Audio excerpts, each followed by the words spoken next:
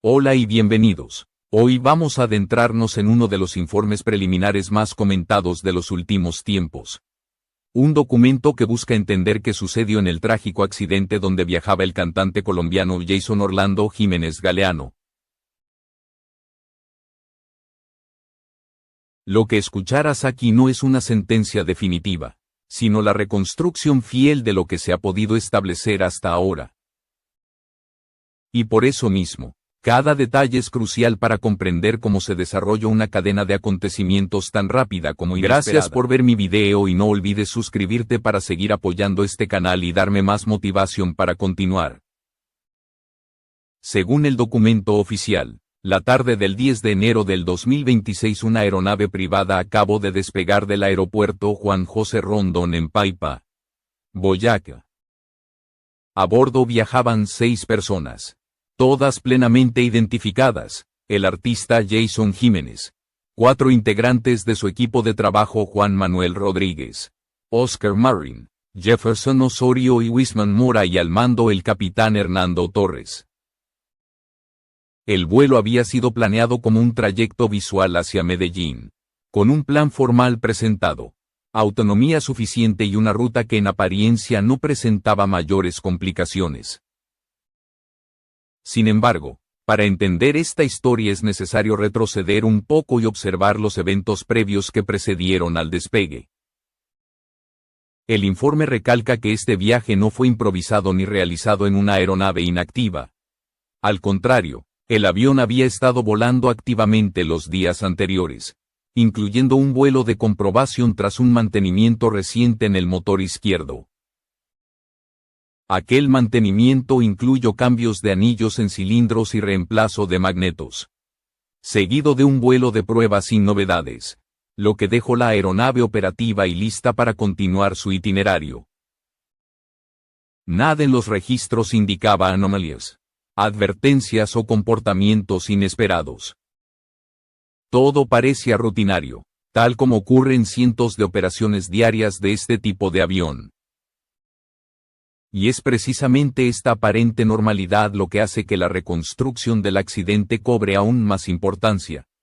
Porque para quienes formaban parte del equipo y para quienes siguieron la trayectoria del cantante, no existía ninguna señal que anticipara lo que ocurriría al día siguiente. Para comprender con exactitud lo que ocurrió el 10 de enero, el informe preliminar invita a revisar los movimientos de la aeronave el día anterior. El 9 de enero del 2026, el avión se encontraba en el aeropuerto Olaya Herrera de Medellín y había sido programado para un vuelo de comprobación tras un mantenimiento reciente en su motor izquierdo.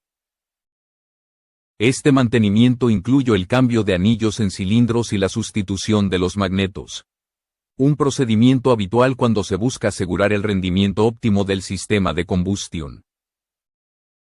Una vez completadas estas labores, la aeronave fue abastecida con combustible y despegó para realizar el vuelo de prueba. Ese vuelo de comprobación transcurrió sin ninguna novedad. El avión sobrevoló la zona asignada, regresó al aeropuerto y aterrizó sin fallas, sin alertas y sin comportamientos anormales. Los técnicos no registraron vibraciones irregulares, pérdida de potencia ni indicadores que sugirieran una anomalía mecánica. Ese resultado satisfactorio, la aeronave quedó habilitada para continuar su operación normal. Más tarde, durante ese mismo 9 de enero, el avión realizó 2 vuelos adicionales. Primero cubrió la ruta Medellín-Bogotá sin registrar incidentes. Luego, ese mismo día, volvió a despegar desde Bogotá con destino a Paipa en Boyacá. Nuevamente, todo se desarrolló con absoluta normalidad. La tripulación no reportó fallas. Los instrumentos funcionaron dentro de sus parámetros y el rendimiento general del avión se mantuvo estable. Al finalizar esos trayectos, la aeronave quedó estacionada en el aeropuerto Juan José Rondón a la espera del vuelo programado para el día siguiente. No había señales que anticiparan un problema técnico inminente. Tampoco antecedentes que sembraran dudas sobre la capacidad operativa del avión. Lo que muestra el informe es que, horas antes del accidente, La aeronave había cumplido varios vuelos exitosos, incluso después del mantenimiento, reforzando la idea de que nada indicaba un riesgo evidente. Esta cadena de eventos, todos ellos normales, es clave para entender la magnitud del desconcierto que generó lo ocurrido al día siguiente. Un avión que ha volado sin problemas tras su mantenimiento. Un piloto habilitado. Una ruta simple bajo reglas visuales y un despegue que en apariencia inició sin irregularidades plantean un escenario donde la pregunta central no es quién tuvo la culpa, sino qué condiciones convergieron para que un vuelo rutinario se convirtiera en una tragedia. El 10 de enero del 2026 comenzó como un día operativo normal para la aeronave Piper PA-31, conocida popularmente como Piper Navajo. El vuelo hacia Medellín se planificó bajo reglas de vuelo visual, un tipo de operación en la que el piloto depende principalmente de las referencias que puede ver en el terreno. Para realizar este tipo de vuelo deben cumplirse condiciones claras como buena visibilidad, nubes a una altura adecuada y ausencia de fenómenos que limiten la percepción del entorno. Ese día, según el informe, las condiciones meteorológicas cumplían los requisitos para una operación visual. Todo parecía en orden. Aproximadamente a las 4:09 de la tarde, la aeronave inició su rodaje hacia la pista 05 y comenzó su carrera de despegue. El informe destaca que en esta fase inicial no se registraron anomalías visibles, distracciones o señales que indicaran un problema inminente. El avión aceleró de manera progresiva. Alcanzó la velocidad necesaria y efectivamente despegó. Este punto es crucial, porque confirma que la aeronave logró elevarse y que no hubo un aborto de despegue ni un fallo repentino en tierra. Sin embargo, una vez en el aire, ocurrió algo que resulta determinante en la reconstrucción de los hechos. El avión no logró sostener su ascenso inicial. La fase posterior al despegue es la más crítica de cualquier vuelo porque el avión aún no tiene la altura suficiente para corregir eventualidades.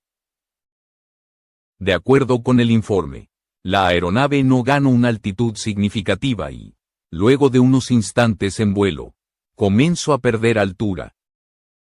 En un punto clave del informe se explica que ese día la altitud de densidad alcanzaba valores cercanos a 9.719 pies. Esto significa que, aunque el aeropuerto se encuentra a poco más de 8.100 pies sobre el nivel del mar, el avión se comportaba como si estuviera casi 2.000 pies más alto. Cuando el aire es menos denso, los motores producen menos potencia, las hélices empujan con menos fuerza y las alas generan menos sustentación. En términos simples, al avión le cuesta más elevarse y necesita más distancia y tiempo para ganar altura. Esta condición no explica por sí sola el accidente, pero sí es una pieza técnica clave. En los primeros segundos tras el despegue no existe margen de error. El piloto no tiene espacio para descender y recuperar velocidad ni para ejecutar maniobras alternativas. Todo ocurre demasiado rápido y demasiado cerca del suelo.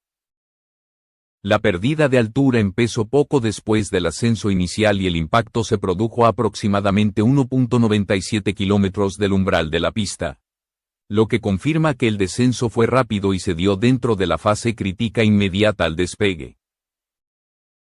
Nada en el informe sugiere una caída vertical o una maniobra brusca. Lo que describe es un descenso progresivo, insuficiente para mantener el vuelo, en un contexto donde la altitud de densidad y la falta de tiempo limitaron cualquier posible corrección. El avión no alcanzó la altura necesaria para enfrentar una eventualidad técnica o aerodinámica y no tuvo margen para recuperarse. La reconstrucción del impacto aporta varias de las piezas más reveladoras del informe preliminar. El lugar del accidente fue una zona rural conocida como la Finca Merengo, en la vereda Romita del municipio de Paipa. Allí los investigadores identificaron un punto inicial de impacto claramente definido, lo que indica que la aeronave llegó completa al terreno y no sufrió desprendimientos en el aire. hubo restos dispersos a grandes distancias ni evidencia de ruptura previa al choque. Todo confirma que la pérdida de altura ocurrió en el periodo inmediato tras el despegue. El informe detalla que el avión impactó con un ángulo relativamente alto, suficiente para que la mayor parte de la energía se disipara en ese primer contacto contra el suelo. Por esa razón no se observaron marcas largas de arrastre ni desplazamientos extensos después del golpe.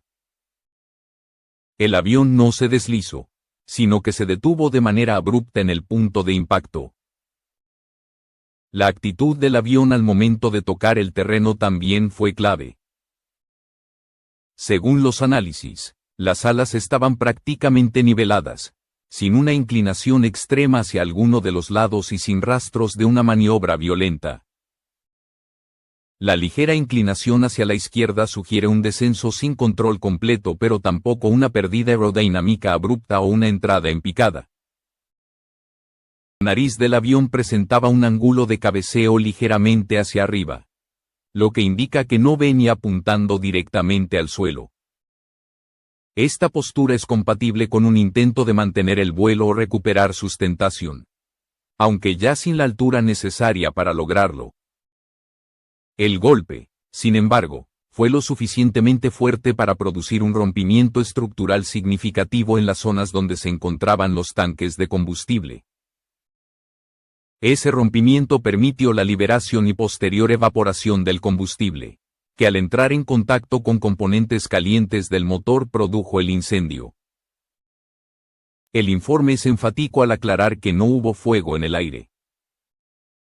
No se encontraron rastros de hollín previos al impacto ni evidencia de combustión antes del choque.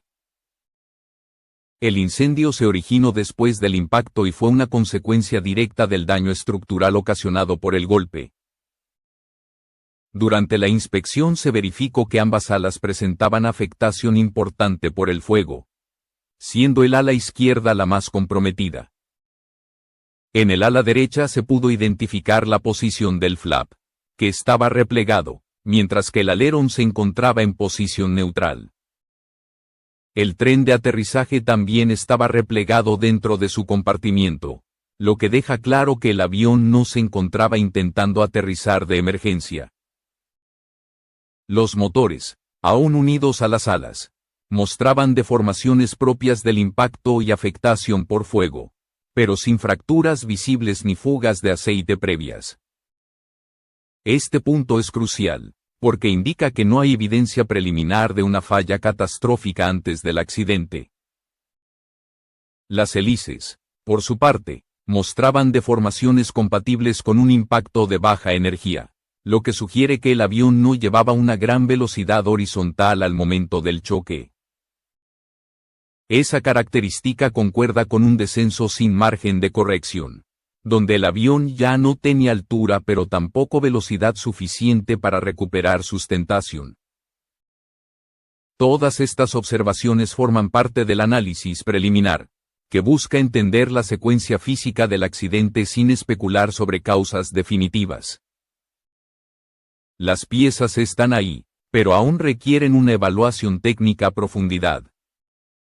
El informe preliminar concluye destacando que todas las observaciones realizadas corresponden únicamente a la etapa inicial de la investigación. Se recopilaron evidencias claras sobre la actitud del avión al momento del impacto, la distribución de los restos y la ausencia de indicios de un fallo explosivo en vuelo. Estas conclusiones no determinan por sí solas la causa final del accidente. Los motores y las hélices fueron enviados para un análisis especializado en Estados Unidos, donde se evaluara si existió alguna pérdida de potencia, un comportamiento anormal o un deterioro no visible durante la inspección en campo. También permanece en estudio el historial de mantenimiento, incluyendo las intervenciones recientes en el motor izquierdo. Sin embargo, el informe deja claro que no hay evidencia preliminar de negligencia, manipulación indebida o fallas detectadas antes del vuelo. La aeronave operó días previos sin novedades y realizó varios trayectos exitosos. Un hecho que sigue siendo clave para entender el contexto general. La investigación deberá determinar si algún componente presenta un comportamiento inesperado justo después del despegue o si factores externos, como la alta altitud de densidad, influyeron en la capacidad del avión para ganar altura. Otro punto relevante es la constatación de que el piloto Hernando Torres contaba con todas las licencias vigentes, certificado médico válido y habilitaciones necesarias para operar este tipo de aeronave. El informe no sugiere errores humanos, maniobras inapropiadas ni decisiones que hayan puesto en riesgo la operación. Tampoco emite juicio sobre la reacción del piloto durante los segundos críticos del vuelo, ya que la aeronave no contaba con grabadoras de cabina ni registradores de datos que permitan reconstruir con exactitud lo ocurrido dentro del cockpit. La ausencia de estos instrumentos limita la capacidad de la investigación para conocer la secuencia precisa de los últimos segundos, pero no impide la identificación de patrones claros en la evidencia física. Cada pieza recuperada, cada deformación y cada rastro hallado en el terreno contribuyen a una reconstrucción metódica que busca evitar especulaciones. El objetivo central del informe preliminar no es asignar culpa, sino sentar las bases técnicas para que la investigación final determine posibles causas y recomendaciones. Hasta que el informe definitivo sea publicado, cualquier versión que pretenda señalar responsables o afirmar conclusiones es considerada prematura. La investigación oficial continúa y avanzará en fases más profundas, incluyendo análisis metalúrgicos, evaluaciones de comportamiento de los motores, revisión completa de los sistemas y una correlación detallada entre las condiciones atmosféricas y el rendimiento aerodinámico de la aeronave. Solo entonces se podrá responder con rigor qué factores convergieron para que un vuelo rutinario terminara en tragedia. Por ahora, lo que queda claro es que la reconstrucción presentada en este informe preliminar aporta una base objetiva que evita interpretaciones exageradas y se centra en lo verificable.